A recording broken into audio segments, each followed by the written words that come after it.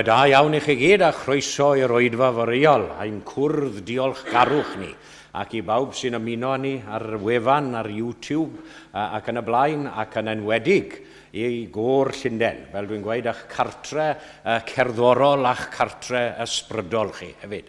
Ac i ni'n edrych mlaen yn eiddgar at eich cyfraniadau chi i'r oedfa bore yma. So a very warm welcome to you all, friends, members and a good few visitors this morning for our Harvest Thanksgiving service. It's lovely to see you, and especially the choir, and looking forward to hearing your contribution later on.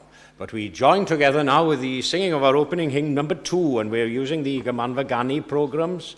Rhif 2, Duw mawr y nefoedd faith, mor bir, mor dirion yw, mor hyfedd yw ei waith yn achub dynol ryw, sancteiddiau'r enw'r arglwydd ior, drwy'r ddeiar faith a'r eang fôr.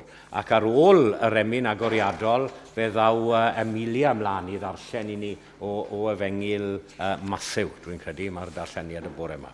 Felly yr ail emyn, sef yr emyn agoriadol. Diolch.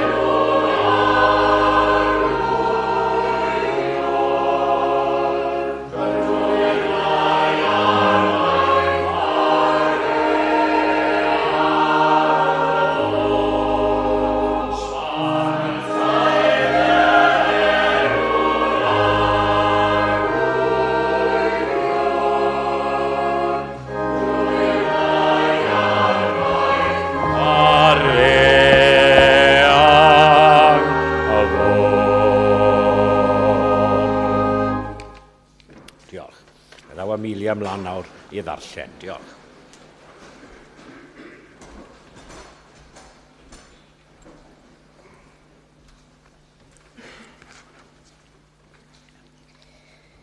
Daw'r darlleniad o lyfr Efengil Matthew, pennod 13, adnoddau 36 hyd 43. The reading comes from the Gospel of Matthew, chapter 13, verses 36 to 43. The reading can be found on the bottom of page 994 in the English Bibles in your pews. Yna, wedi gollwng y tirfeoedd, daeth i'r tŷ. A daeth i ddisgyblion ato a dweud, Eglura i ni ddameg yr efrau yn y maes. Dywedodd yntau, yr un sy'n hau'r ha da yw mab y dyn, y maes yw'r byd. Yr had da yw plant y deyrnas, yr efrau yw plant yr un drwg, a'r gelyn a'i heoedd yw'r diafol. Y cynheuaf yw diwedd amser, a'r medelwyr yw'r angylion. Yn union fel y cesglyd yr efrau a'i llosgi yn y tân, felly yw byd y niwedd amser. Bydd mab y dyn yn anfon ei angylion, a byddent yn casglu allan o'r deunas ef popeth sy'n peri tramgwydd, a rai sy'n gwneud yn anghyfraith, a byddent yn ei taflu i'r ffwrnais danllyd. Bydd yno wylo a ryncian danedd. Yna, bydd y rai cyfiawn yn disgleirio fel yr haul yn neunas ei tad. Y sawl sydd a chlystiau ganddo, gwrandawed.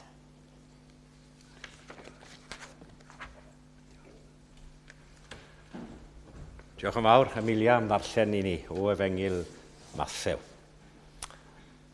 Ac fe ganwn ni yr ail emyn, sef rhif 7, number 7. And after we sing number 7, the choir will come forward and give out their first performance to us. Rhif 7. Now this might well be an unfamiliar tune. It's a lovely hymn by Noel Gibbard. Chi'n gweld, mae'n gampwaith o emyn, ond yw e, mae'n sôn am roi lygad Crist i weld yn y pennill cyntaf, dwylo Crist i wneud yn yr ail, galon Crist, a wedyn ni sgidiau Crist i fynd. Mae'n gelfydd o emyn, a mae'n werth i dysgu ddi. Os ydych chi ddim yn gyfarwydd ai, wel, gewch chi erbyn pennill 4, byddwch chi'n siŵr o gwybod hi. Felly, y rhif 7. Diolch.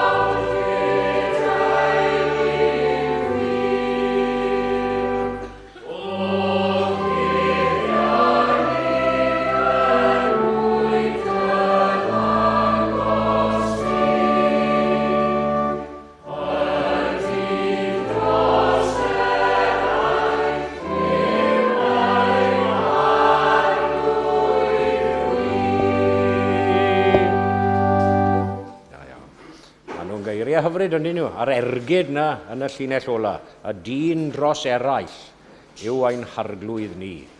Ac wrth i'r côr nawr i ymgasglu, yn dod at ei gilydd, gai atgoffa chi un peth pwysig iawn, gadewch yr aglenni Pinai yn y cyntedd neu yn eich seddi, os gwelwch yn dda. If you would, leave the programs either in your seats or in the lobby, on the table in the lobby, or there won't be much of a gymanfa in a month if all the programs have gone. So please leave them in the chapel and come along to the gymanfa hefyd, wrth reswm. A dwi'n credu, wel na i weid hefyd y llongyfarchiadau, fi'n gwybod bod Ann yn mynd i ddweud hefyd yn y coeddiadau, ond dwi'n gweld y ddau riant newydd yn rhengoedd y côr, un o flan ac un yn y sopranos. A llongyfarchiadau mawr i Wil a Glesni a'r enedigaeth Miriam. Felly, diolch yn fawr.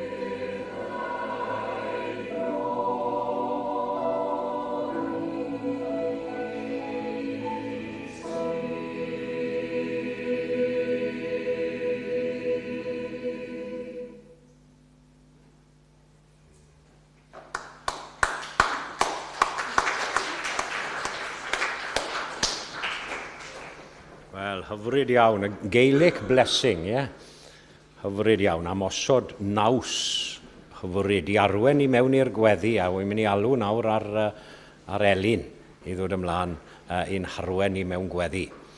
A mae'r gân wedi ein harwen i yn hyfryd iawn at orsedd gras. Felly.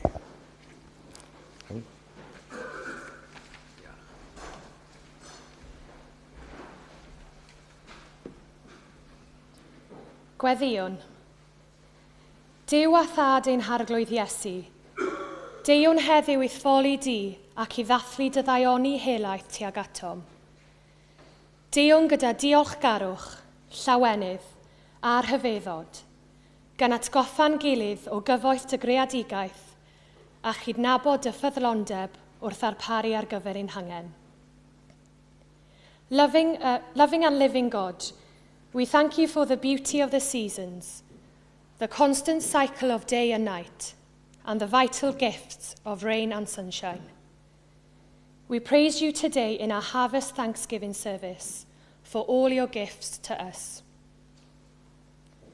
Am wyrth tyfiant yr had a'r hyfeddod bywyd, am amrywiaeth y cynheuaf, cyflwynwn ni'n diolchgarwch i ti y bore yma.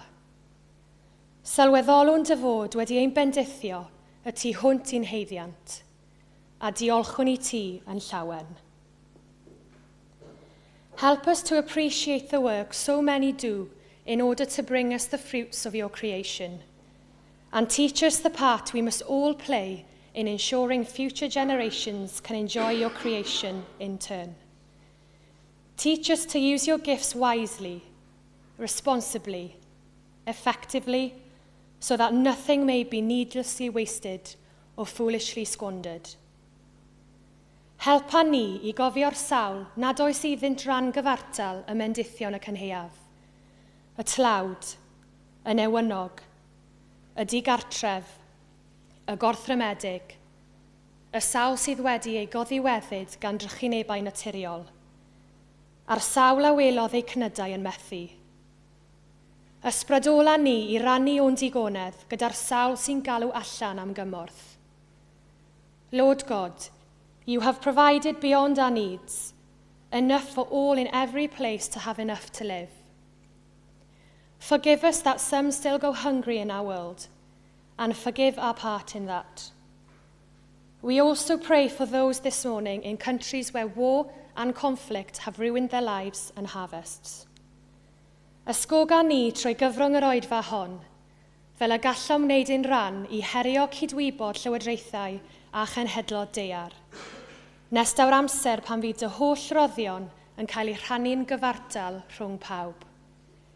You have blessed us and our world with so much. Help us now to respond in the name of Christ for all your goodness towards us. Bendithiais ni yn helaeth. Helpa ni i ymateb yn enw Crist. Amen.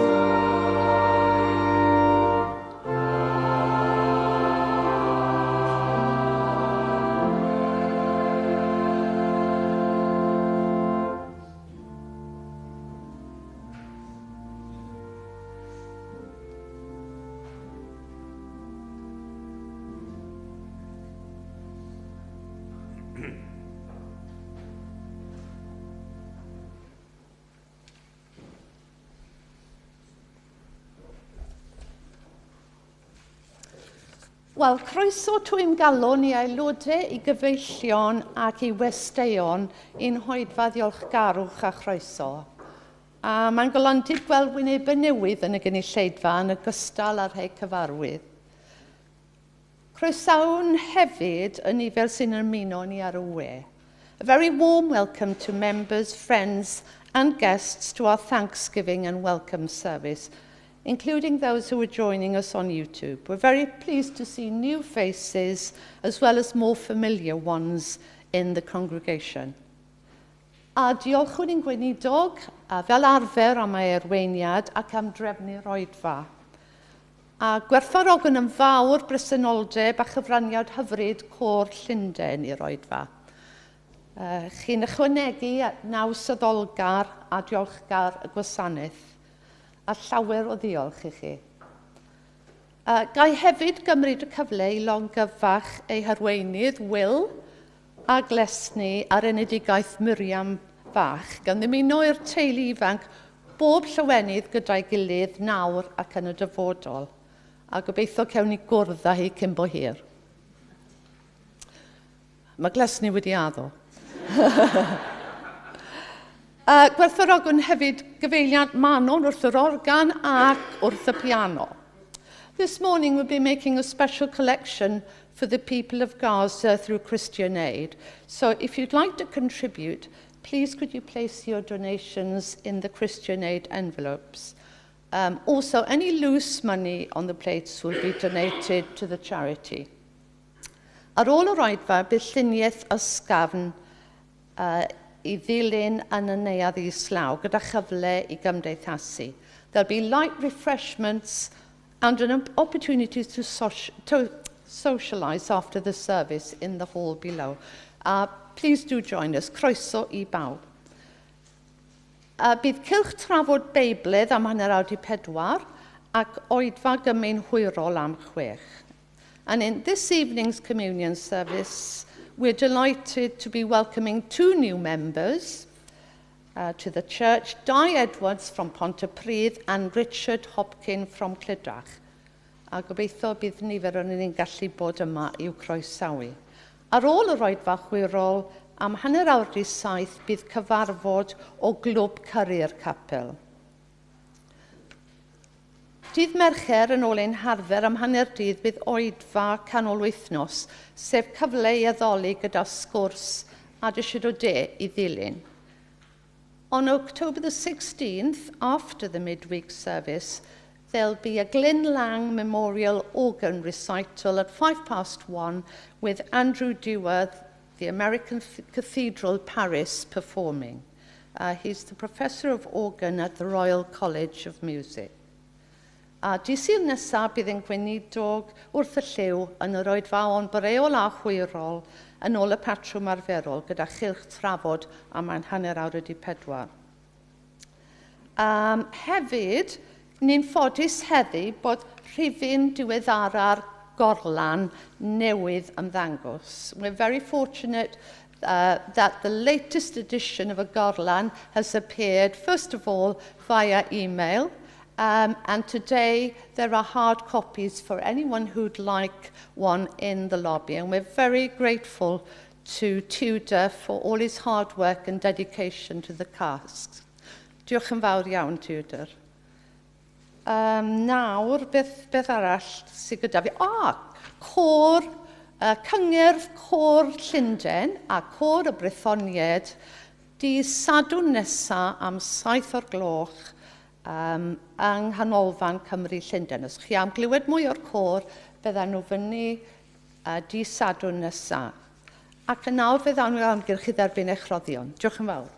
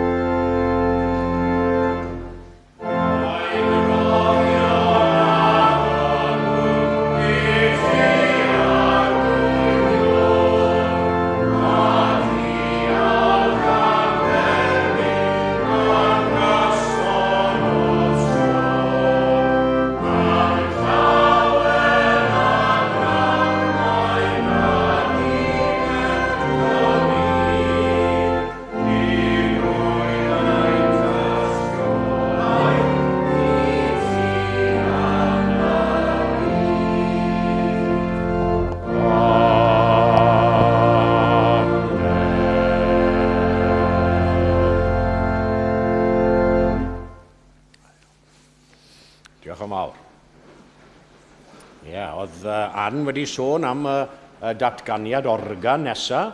As I say, we have first-class organists in every recital, but in a fortnight's time, as Anne mentioned, we have the organist of the American Cathedral in Paris, who is also the professor of organ at the Royal College of Music. So if you do get a chance and you're free for a little half-hour lunchtime recital, what is that, a week on Wednesday, come along. I'm sure you won't be disappointed.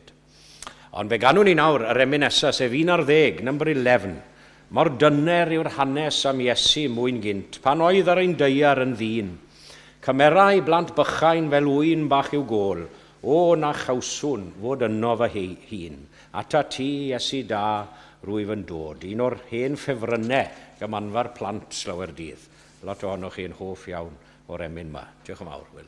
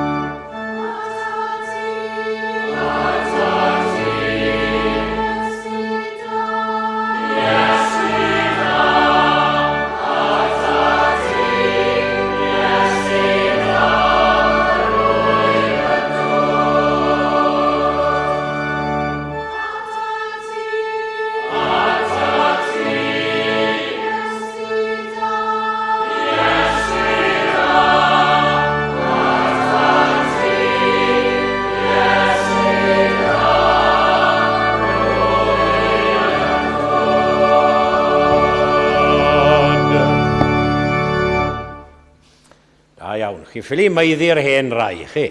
Da iawn. Un o'r hen ffefrynnau. Ac fe ddaw'r cwr ymlaen nawr I gannu ddau item arall. Oedd Will set me a challenge. The next two items, he said, well, they're not particularly to do with harvest or religious. Trabodau and a cwm.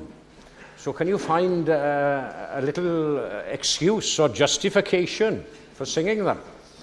Well, the only thing I could think of, perhaps a lot of young sweethearts meet around Diolchgarwch, and then they might go to the cwm to live. So that is my little introduction to Trabodau a'r cwm, ond yn edrych ymlaen yn eiddgar at glywed y darnau yna. Diolch yn fawr.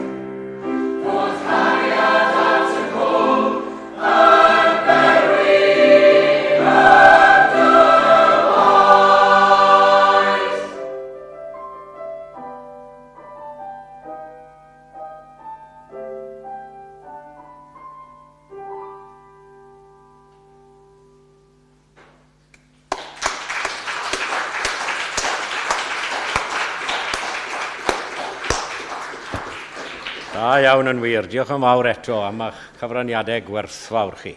Fel soniodd Ann yn y coeddiadau, os ych chi am glywed y côr eto, cerwch draw i'r ganolfan nos Sadwrn, ddau gôr arbennig, côr Llundain a chôr Meibion y Brythoniaid. Felly bydd honno'n noson arbennig, fi'n siŵr. A tra bo, fi'n siŵr maen nhw'n rannu Will neu Manon yn neud I ffordd nôl i'r organ. Manon, fi'n credu, yn rithro nôl. Os allai roi plug, mae yna flyers bach I chi. Mae yna gyngerdd hefyd fel rhan o Undeb Bydyddwyr Cymru y flwyddyn nesaf. A dwi'n ddiolchgar iawn i'r côr am fod yn rhan o'r dathliadau yna y flwyddyn nesaf. Felly gwnewch nodyn o'r dyddiadau I gyd, os ych chi'n rhydd I ddod, ond hefyd y cyngerdd ar nos Sadwrn, yr 11 o Fehefin, ond y flwyddyn nesaf. Felly digon o gyfle I chi glirio'ch dyddiaduron o unrhyw beth arall ac I roi hwnna mewn. Felly, Manon, diolch wedi cyrraedd nôl. Ac fe ganwn ni, gyda'n gilydd, yr emyn nesaf, sef rhif 3.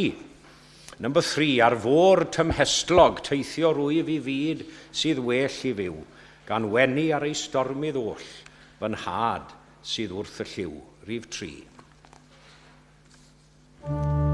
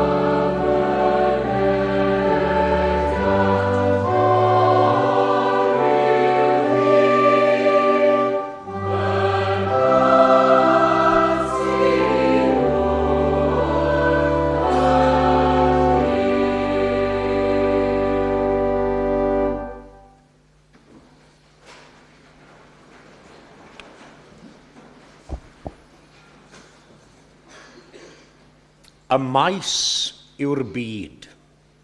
The field is the world. Dyna rai o'r geiriau nath Amelia ddarllen i ni ar ddechrau'r oedfa. The field is the world. I beth fyddwch chi'n gymharu'r byd, gwedwch? We may compare the world to many things. If you look through the hymn book, the hymnists often compare the world to a desert or a barren land. Guide me, O thou great Jehovah, through this barren land. We've just sung, ar fôr tymhestlog, teithio, gyda llaw, o'n i'n clywed, mae yna gamsyniad o sŵn y storm eich liw, yn y pennill ola, nid ta beth sydd wedi sgwennu lawr yma, o sŵn y storm eich liw. Comparing the world to a tempestuous sea. And I'm sure many can relate to that description this morning, that life can be a stormy sea. Listen to how Sinclair Ferguson describes the world in his book, The Pundit's Folly. The world is a sea of glass, a pageant of fond delight, a theatre of vanity, a labyrinth of error, a gulf of grief, a sty of filthiness, a river of tears, a stage of deceit, a cage full of devils, a den of scorpions, a wilderness of wolves. Chi'n cofio'r bleiddied ar defed bythownos nôl? A whirlwind of passions, a feigned comedy, a delectable frenzy. Mae'n amlwg oedd e ddim yn meddwl llawer oedd e'n dechrau'n weddol erbyn diwedd oedd e di. But in the parable of the weeds, dameg ar efrau, Jesus compares the world to a field. And it's with that comparison I wish to stay for a short while this morning. A mae'r Iesu'n cymharu y byd I faes da, safonol, a heiodd Duw o had da o wenydd. Ond pan ddawr adeg y cynheuaf, mae'n darganfod bod y ca bellach yn llawn o wenydd ac o efrau hefyd. And what were these particular weeds? Because in the Welsh and in the old translation in English, we're told that they're a very specific type of weed, a tare, the tares of the field. That's what we read in King James Version, ac yn y Gymraeg, yr efrau ymysg yr yd.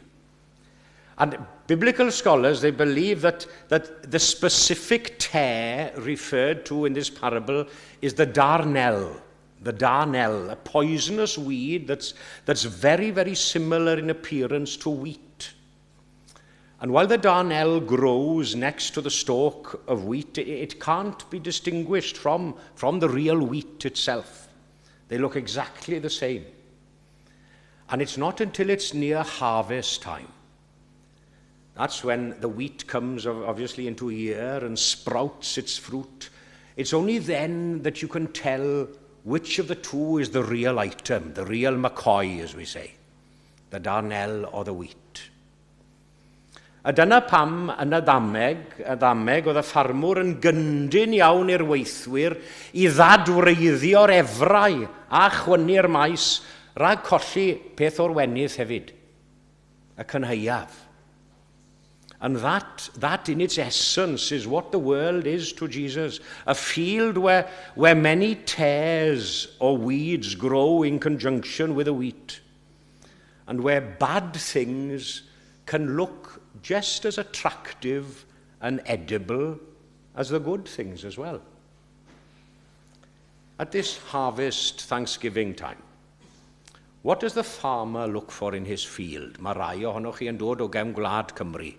Chi'n gwybod beth yw I fod yn ffarmwr. Yn gyntaf, gai awgrymu wrthoch chi y bore yma bod y ffarmwr yn edrych ar ei faes ac yn gweld cyflwr y maes I ddechrau, I gyflwr. The condition of the field. That's my first point for you this morning. cyflwr y maes. No field is perfect. There's no such thing as a totally and utterly perfect field in existence. And one of the first things that a farmer will do is obviously look at the condition of the field, cyflwr, I ga, neu baes. And I'd say also that the farmer is a realist because he can see the good and the bad. Good and the bad in his field, just like the farmer in the parable. And he knows what he has to do to get the best out of his field as well. Dyw e ddim yn ddall i'r cerrig yn y pridd, na'r ysgall a'r draen yn tyfu. Dyw e ddim yn anwybyddu falle broblem o rediad y dŵr o un pen y ca i'r llall. Mae hwnna'n broblem mewn llawer i ga. Na'r bylchau falle sydd wedi ymddangos yn y berth yma ac acw. And I'd say it's important that the Christian is a realist as well. To know the situation, to realize the situation that the world, a mice, the field, the situation the field is in. To see the good in the field, yes, but not to shut your eyes to the bad either. Remembering always, as I mentioned, that the bad can look very similar to the good in many instances. Wy'n dyfynnu geiriau dyfnall. Does dim lot o sôn am dyfnall y dyddiau yma. Yn ei eiriau, dyw e ddim yn caneuon ffydd am ryw reswm. Oedd yn y caniedydd, y rwyf am fyw a byw i ti. Ac wy'n defnyddio'r pennill yma'n aml. Rwy'n gweld y drwg heb ei gysau. Na chi ddweud mawr. Rwy'n gweld y drwg heb ei gysau. Rwy'n gweld y da heb ei fawrhau. Rwy'n geithwas i ddifater oes, a gwan yn wyneb o ferfoes. Pa gyflwr sydd ar Gymru fach heddiw gwedwch? What spiritual condition is Wales in today? And the whole country in general, the world, the mice, the field. Are we, perhaps as Christians, too ready to see the weeds as the wheat? It's very important to know and to realize what we have to weed out in life as well. Sy'n farwen ni at yr ail bwynt. Wedi ystyried cyflwr y maes. Mae ffarmwr yn ystyried cyfle y maes. The field's potential. As I often say, it's obvious, I think of my headings in Welsh, because they don't quite work with alliteration in English, on cyfle y maes. That's the second point. Because although no field is perfect, as I mentioned, there's no such thing as a perfect field, there's no such thing as a perfect person. We're all flawed individuals. But there's no field that's absolutely hopeless either, beyond ploughing and saving. The farmer doesn't only see what is, but he sees what can be as well. And in Jesus' parable, the farmer doesn't see, he sees rather a full barn at the end of the harvest rather than a field full of weeds. That's the thing. He looks at the field in winter and he sees the harvest. It will come the next year, the summer. Gweld y posibiliadau, gweld y positif mae'r ffarmwr yn neud.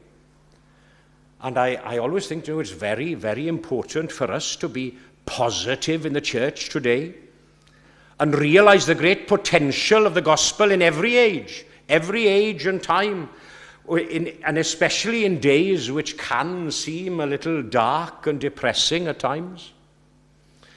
I ni'n derbyn 2 aelod newydd heno, gyda llaw os ych chi yn rydd I ddod am 6:00 dewch, eto, I roedfa gymyn, I dderbyn 2 aelod newydd.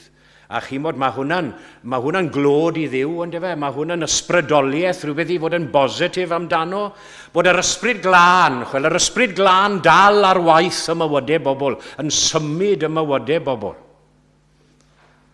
What kind of possibilities do we have for the field, for the world today? Are we of the proverbial glass half empty or glass half full? Paul was ever the optimist, and he saw great potential in the church at Corinth, instead of the obvious problems and difficulties that everyone else would have seen. Corinth was one of the most ungodly, immoral cities of the old world. Yet Paul could see all the great potential wherever the gospel of Jesus Christ was preached and believed and accepted. Ac yna'n olaf, wedi cyflwr a chyfler maes, daw'r cyfrifoldeb am y maes. The responsibility for the field. That's my third and final point for you this morning, on this Thanksgiving morning. After the condition, then the potential of the field, comes this great responsibility for the field. And as in the parable of the weeds, the farmer, with the help of others, of course, prepares the field, sows the seed, and organizes the harvesting of the crops. But it's God who blesses the outcome, that's the thing. It's God who blesses the outcome and gives success to his labours. Ond, beth am yr rheini sydd ei cynaeafe nhw wedi methu? Yn fydol ac yn ysbrydol, cofiwch.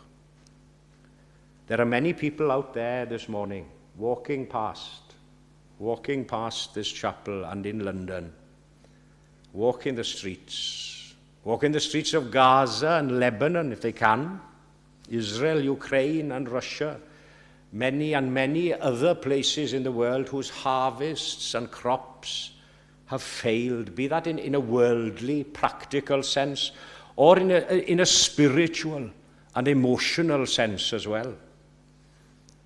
There are many there with that aching void, as Cowper puts it in his hymn, that aching void which the world can never fill. Their lives perhaps full of doubts and fears and anxieties and questionings. And our responsibility as Christians is to look after the field, as best we can, realizing first its condition, finding its potential, and then striving as one's responsible for its future. Chi oedd yn y gymanfa llynedd, a'n fwy o'n chi aelodau'r côr, rwy'n gwybod os ych chi'n cofio canu emyn hyfryd cadfan. Io'r yn ef, ymwel ar ddeiar. Edrych ar beth? Edrych ar y maes y byd. Byd y greaist, gofiaist, geraist, brynaist yn yr aberth drud, anfon arglwydd weithwyr i'r cynheuaf mawr, a hynny er gogoniant arglwydd y cynheuaf mawr ei hun. Amen.